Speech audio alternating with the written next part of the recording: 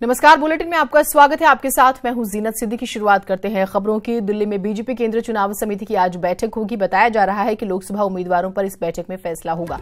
साथ ही ये भी कहा जा रहा है कि आज बीजेपी लोकसभा उम्मीदवारों की पहली लिस्ट जारी करेगी। सूत्र बता रहे हैं कि बीजेपी करीब 25% सांसदों का टिकट जो है वो काट सकती है। तो आज जो है पहली लिस्ट आ जाएगी, लेकिन इंफॉर्मेशन ये भी है कि जो सिटिंग एमपीज ऑलरेडी हैं उनमें 25% यानी कि 25% ऐसे हैं जिनका टिकट कट सकता है। और ऐसी खबरें बहुत पहले से ही रही हैं जिनकी परफॉर्मेंस अच्छी नहीं है, जिनकी जनता के बीच में पैठ अच्छी नहीं है, जो जनता के बीच में ज्यादा नहीं गए या उनके प्रति थोड़ी भी नाराजगी है। तो इस लिहाज से भी मंथन नहीं, महामंथन हुआ है, उसके बाद कैंडिडेट्स फाइनल हुए हैं। और आज पूरी संभावना है कि तकरीबन जो है पहली लिस्ट तो आ ही जाएगी बीजेपी की।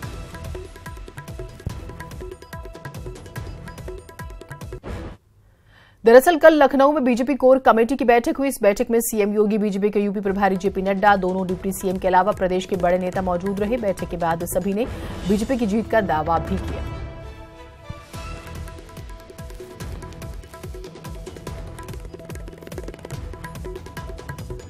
भारतीय जनता पार्टी का कमल चारों तरफ खिले, जिससे खुशहाली आए, जिससे सुशासन आए, जिससे भ्रष्टाचारियों को दंड दिया जा सके, जिससे देश मजबूत हो, प्रदेश मजबूत हो और माननीय नरेंद्र मोदी जी के नेतृत्व में फिर से सरकार बने। पार्टी जीतेगी, उत्साह से सब अपने प्रति आशान्वित हैं और लोगों में आत्मविश्वास है। और आत्मविश्वास का मूल कारण है देश में मोदी जी और प्रदेश में योगी जी के काम, और उसके आधार पर जिस प्रकार का जनता का फीडबैक है, मैं समझता हूं कि अद्भुत है। और लोग बोलते थे ना लहर किसकी है, अब की लहर नहीं, मुझे लगता है तूफान चल रहा है।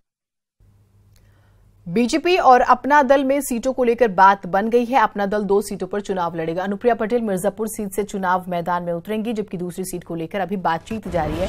बीजेपी अध्यक्ष अमित शाह ने ट्वीट किया कि फिर एक बार मोदी सरकार के संकल्प के साथ बीजेपी अपना दल गठबंधन उत्तर प्रदेश में लोकसभा चुनाव साथ साथ लड़ेगा।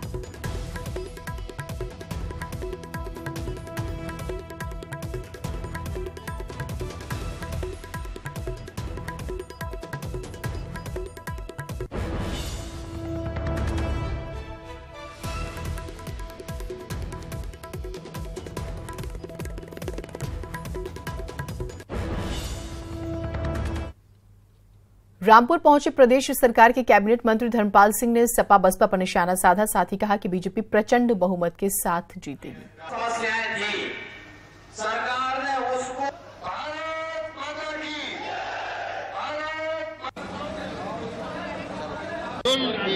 मायावती जी को माननीय मुलायम सिंह जी गेस्ट काउंट भूले नहीं होंगे। आज मायावती उन पर प्रचार करने जा रहे हैं। ये आपकी समझ में आना चाहिए कि सिद्धांत, नीति और रीति कहाँ है। भारतीय जनता पार्टी को रोकने के लिए माननीय मोदी जी कैसे रोके जाए, इसको करने के लिए जनता इसको पूरी तरीके से समझ चुकी है। समय आने पर जनता पूरा जवाब देगी। प्रचंड बहुमत से माननीय मोदी जी प्रधानमंत्री बनेंगे। अपने विवादित बयानों से अक्सर सुर्खियों में रहने वाले उन्नाव के बीजेपी सांसद साक्षी महाराज ने एक बार फिर से विवादित बयान दिया। साक्षी महाराज ने कहा है कि ये चुनाव देश का आखिरी चुनाव है और 2024 में चुनाव नहीं होगा। साक्षी महाराज ने कार्यकर्ताओं से पूरी तत्परता से चुनाव में लगकर प्रत्याशियों को जिताने की अपील की। और मुझे लगता है कि इस चुनाव के बाद मैं सन्यासी हूं, मन में जो आता कह देता हूं, अनुरोध करता हूं, इस चुनाव के बाद 2024 में चुनाव नहीं होगा। केवल यही चुनाव है और ये चुनाव देश के नाम पर लड़ा जा रहा है। फर्रुखाबाद जिले में बीजेपी सांसद मुकेश राजपूत की ओर से आयोजित पिछड़ा वर्ग की बैठक में कई नेता खुलेआम हथियार लेकर नारायण आश्रम में घूमते दिखाई दिए। मीडिया के कैमरे चलने के बाद उन हथियारों को आश्रम के कमरों में रखवा दिया गया। चुनाव आयोग ने निर्देश दिया था कि कोई भी राजनीतिक पार्टी अपने चुनाव प्रचार में विंग कमांडर अभिनंदन के नाम का इस्तेमाल नहीं करेगी, लेकिन बीजेपी के स्थानीय नेताओं ने मंच से सांसद के सामने उनका नाम लिया। जिला प्रशासन ने इस बैठक की रिकॉर्डिंग नहीं कराई। मोदी जी ने मूड बना लिया था। खबर दिल्ली से है। कांग्रेस ने उम्मीदवारों की तीसरी लिस्ट जारी कर दी है। कांग्रेस की तीसरी लिस्ट में 18 उम्मीदवारों के नाम है। यूपी के बाराबंकी से पीएल पुनिया के बेटे तनुज जो हैं वो चुनाव लड़ेंगे।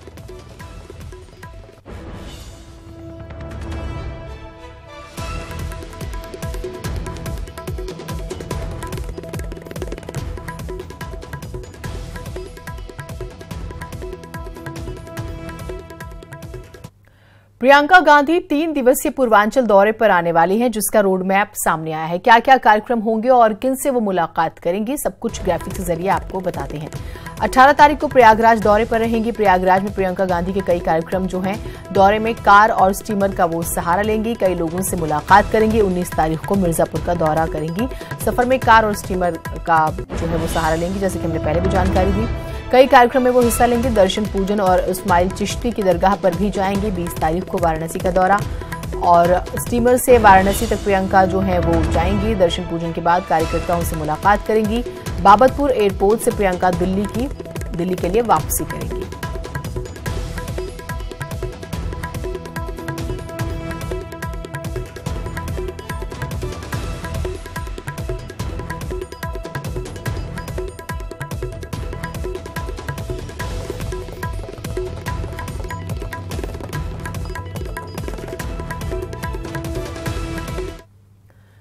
चुनाव नजदीक आते ही बीजेपी नेताओं ने प्रियंका पर प्रहार और तेज कर दिए। प्रदेश बीजेपी अध्यक्ष महेंद्रनाथ पांडेय ने प्रियंका के जलमार्ग से चुनाव प्रचार करने पर निशाना साधा। पार्टी सांसद विनोद सोनकर ने आरोप लगाया कि कांग्रेस ने दलितों को सिर्फ वोट बैंक की तरह इस्तेमाल किया। विपक्षी दलों की ईवीएम की शिकायत को लेकर बीजेपी ने कहा कि वे हार की अग्रिम भूमिका तैयार कर रहे हैं। देखिए, विपक्षी दल अपनी अग्रिम भूमिका बना रहे हैं। हमारी पार्टी भारत निर्वाचन आयोग जो सबका आयोग है और जिसका देश और दुनिया में लगातार एक गुड रिकॉर्ड है चुनाव कराने का, वो जो भी निर्णय करेगा भाजपा उसके साथ सहयोग के लिए तैयार है। वहीं प्रियंका के वाराणसी दौरे में जलमार्ग से प्रचार पर कहा कि ये उनकी सरकार के ही काम का प्रचार होगा। अच्छी बात है, जलमार्ग से प्रचार जाए। वो जलमार्ग भी हमारी सरकार मोदी जी और नितिन गडकरी जी ने उपलब्ध कराया है। उधर विनोद सोनकर ने चंद्रशेखर प्रियंका मुलाकात को लेकर कहा कि दलित समाज जानता है कि वे उन्हें सिर्फ वोट बैंक की तरह इस्तेमाल करते हैं। रही बात किसी एक के मिलने से या चंद्रशेखर से, दलित तोटों का कुछ होना वाला नहीं है। 2014 का रिजल्ट देख लीजिए, 2017 का रिजल्ट देख लीजिए, और जिस प्रकार से पिछले 5 साल में आदरणीय योगी जी ने और मोदी जी ने इस देश के अनुसूचित समाज के लिए, इस देश के पिछड़े और शोषितों के लिए जो काम किया है, इसलिए विपक्ष पार्टियों में बेचैनी है। साथ ही रामपुर में चुनाव बहिष्कार की आजम खान की धमकी पर कहा कि ये चुनावी हार के डर का नतीजा है। उनको अपनी हार दिखाई पड़ रही है। वो जानते हैं कि हम लोग हार रहे हैं और कल जब परिणाम आएगा तो अखिलेश जी उनसे पूछने वाले हैं कि माइनॉरिटी के इतने बड़े नेता बनते थे और आप सब हार गए हैं, तो हार से मुंह छिपाने के लिए इस तरह कर रहे हैं। बीजेपी को लगता है कि चंद्रशेखर के कांग्रेस के साथ आने से वेस्ट यूपी में उसे दलित वोट का नुकसान हो सकता है, लिहाजा वे खुलकर हमला बोल रहे हैं। पवन गौड़, न्यूज़ 18, दिल्ली। उधर भदोही पहुंचे मंत्री सिद्धार्थनाथ सिंह ने लोकसभा चुनाव की तैयारियों को लेकर पार्टी कार्यकर्ताओं के साथ बैठक की। प्रियंका के प्रयागराज से वाराणसी तक जलमार्ग से यात्रा करने पर सिद्धार्थनाथ सिंह ने कहा है कि यात्रा से अब पूरा देश देखेगा कि जो जल यात्रा संभव नहीं थी, उसे मोदी सरकार ने संभव किया है। सिद्धार्थनाथ सिंह ने मायावती पर भी निशाना साधा।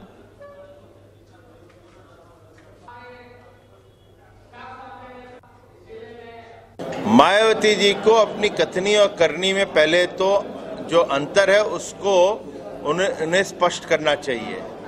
मायावती जी ने कहा है कि कांग्रेस के साथ उनका पूरे देश में गठबंधन नहीं है। आप सीनियर पार्टनर है बीएसपी एसपी के गठबंधन की, तो क्या आप इसको कबूल करती हैं? नहीं करती तो रायबरेली और अमेठी पे कौन सा अपना कैंडिडेट उतारेंगी, इसके बारे में वो जानकारी दें। कानपुर से कांग्रेस का लोकसभा टिकट मिलने के बाद कानपुर रेलवे स्टेशन पहुंचे पूर्व कोयला मंत्री श्री प्रकाश जायसवाल का कार्यकर्ताओं ने स्वागत किया। कांग्रेस प्रत्याशी के मुताबिक कांग्रेस हमेशा फ्रंट फुट पर रही है।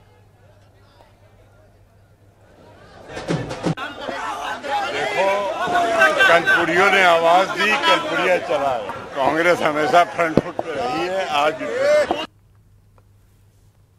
लोकसभा चुनावों को लेकर अखिलेश मायावती 11 साझा रैलियों को संबोधित करेंगे। 7 अप्रैल को सहारनपुर के देवबंद में पहली रैली, 13 अप्रैल को बदायूं और 16 तारीख को आगरा में रैली होगी। 19 अप्रैल को मैनपुरी, 20 को रामपुर में रैली होगी, 13 मई को गोरखपुर में होगी संयुक्त रैली, 16 मई को वाराणसी में रैली होगी।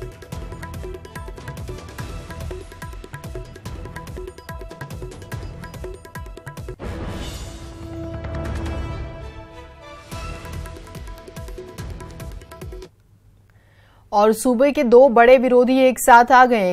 एक विस्तार में जुटा हुआ है तो दूसरा घर की रार संभाल नहीं पा रहा है। बाप ने बेटे से छोटी बहू के लिए सिफारिश की, लेकिन बेटे ने मुहर नहीं लगाई।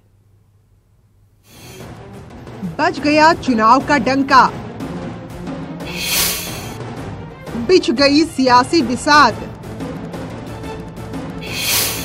घर की रार अब भी बरकरार। चुनाव की घोषणा हो गई, लेकिन घर की रार अभी भी बनी हुई है। मुलायम सिंह यादव ने अखिलेश यादव से अपनी छोटी बहू अपर्णा के लिए सिफारिश की, लेकिन संभव से उम्मीदवार बनाने पर मुहर नहीं लगी।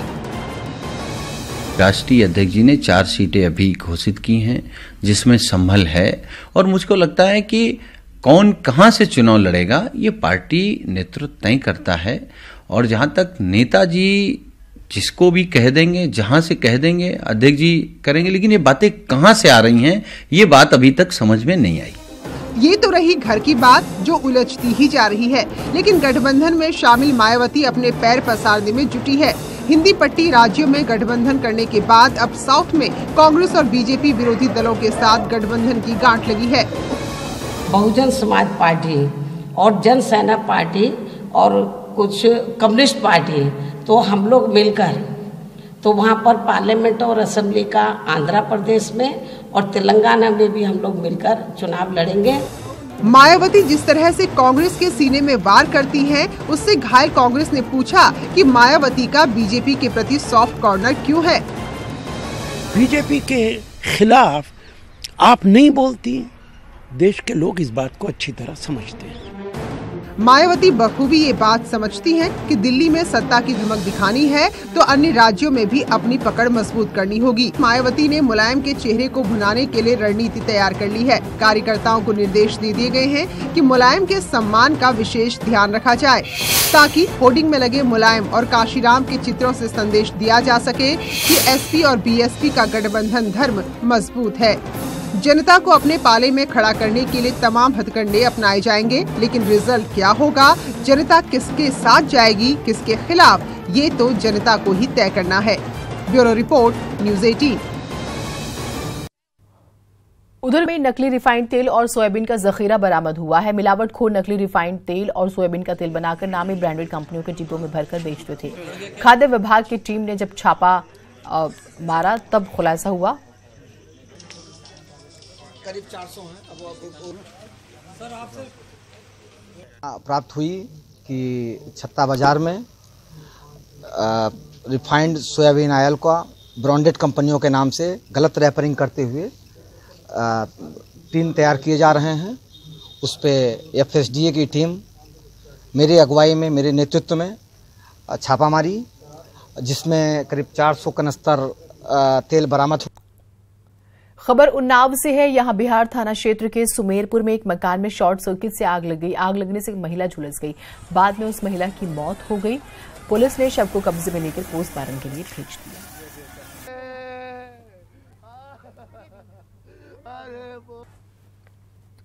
उधर कुशीनगर में बंद घर में 3 लाशें मिलने से सनसनी फैल गई। कप्तानगंज थाना के पचार गांव की घटना है। घर से बदबू आने पर पड़ोसियों ने पुलिस की मौजूदगी में घर को खोला। शव के बगल में जहर भी मिला। अब ये हत्या है या फिर आत्महत्या, पुलिस इस गुत्थी को सुलझाने में लगी हुई है।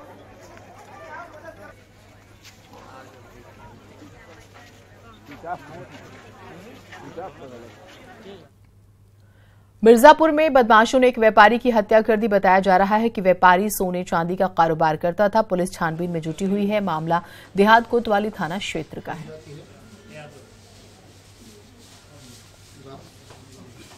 एहतियातन लोग लेके आए हॉस्पिटल तो डॉक्टरों ने मृत घोषित कर दिया। बसंत लाल नाम है, वो यहीं के कटरा कोतवाली क्षेत्र के रहने वाले हैं और इनकी एक ज्वेलरी की दुकान थी बलहरा मोड़ पे।